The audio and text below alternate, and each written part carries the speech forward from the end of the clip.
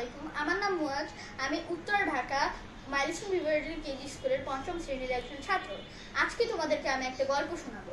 এই গল্পেতে রয়েছে হযরত, বিক্রেতা, ওমর, ক্রেতা। ওমর হযরতের দোকানে যেয়ে বলল, এই ওমর, 1 কেজি আলুর দাম কত? এই হযরত, 1 কেজি আলুর দাম কত হবে?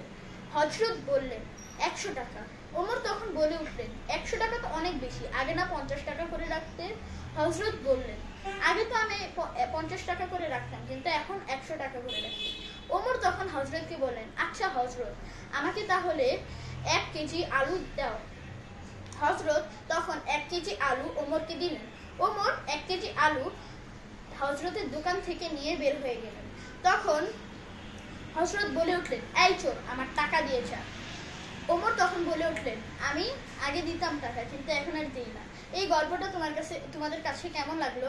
আশা করি ভালো লাগবে, জানাবে। আজ এই পর্যন্তই। আমি মজনুনা মহসিন। আসসালামু আলাইকুম।